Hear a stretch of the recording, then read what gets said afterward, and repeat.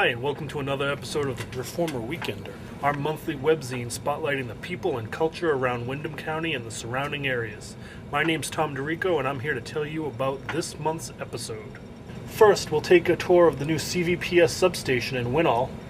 Next, we'll talk to Katherine Paige. She's organizing a local knitting circle and knitting prosthetic breasts for women that are suffering from breast cancer.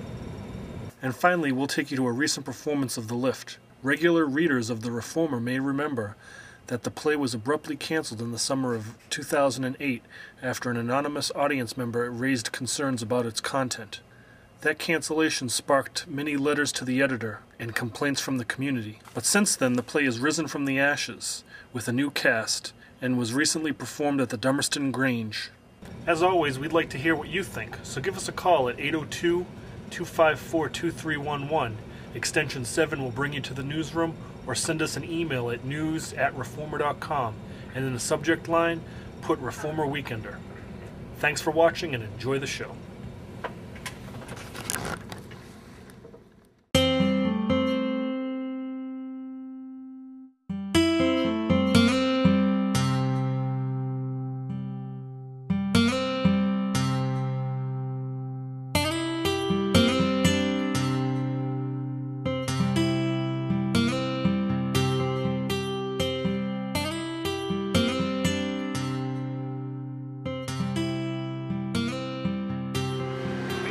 Synchronous condensers were installed in this area because the voltage is very unstable. It tends to go too high or too low at times.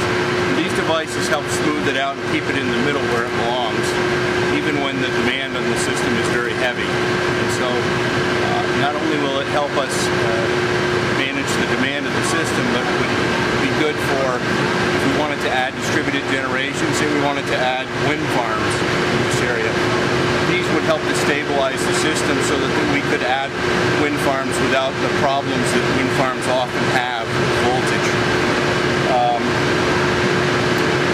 This was really an alternative to a much more expensive transmission project, so we view this as a good alternative, a least cost alternative to doing something much more obtrusive and expensive. By adding these machines, we've deferred about at least 18 miles of new transmission, which could cost up to, $30 million, and that's probably a low number. This is a cylinder called excitation, and what they do is they basically supply the initial current, the electrical current that the devices need to make reactive power to control the voltage. At this end of the machine, there's what we call pony motors. They're very large motors. I think they're about 500 horsepower each. And they're used to get the machine started when it's not running. You have to use a very large motor to get them rolling. Once they get up to speed, those motors are basically turned off and the machine synchronizes to the system, and the magnetic field of the system pulls the rotor along so that the machine no longer needs anything to get it started. And those pony motors just coast along with the rest of the machine after the thing is running steadily like it is now.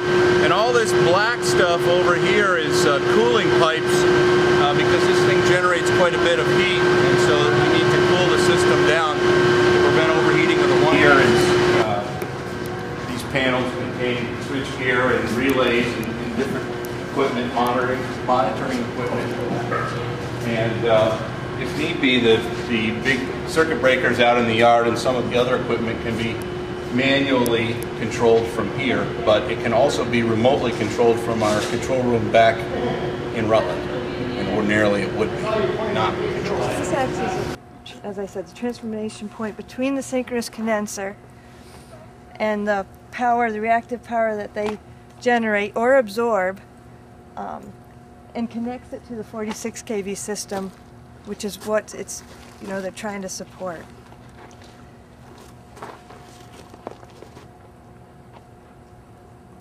And there is a 5-breaker ring bus, which provides you a lot of flexibility with there's 3 lines, 46 kV lines coming into the substation.